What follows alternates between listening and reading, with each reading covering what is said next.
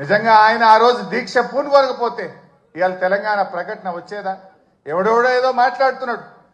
ఆ రోజు చిదంబరం గారు నాకు బాగా గుర్తు, కేటీఆర్ గారు, మా మధుసూనాచారి గారు, జయశంకర్ గారు అందరం కూడా అక్కడే ఉండేవాళ్ళం.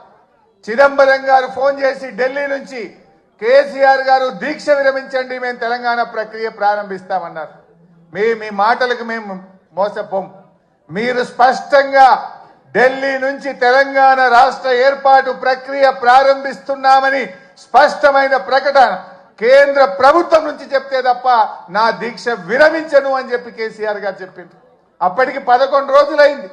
మనిషి ఆ మంచం మీద నుంచి ఒక్కొక్కసారి వణుకుతో దాదాపు హాఫ్ ఫీట్ ఎగురుతా ఉండే బాడీ.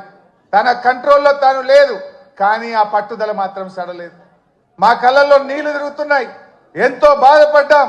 కానీ ఆయన మాత్రం కేంద్ర ప్రభుత్వం తరఫున రాష్ట్ర ఏర్పాటు ప్రక్రియ ప్రారంభమైందంటేనే దీక్ష విరమిస్తా అన్నాడు.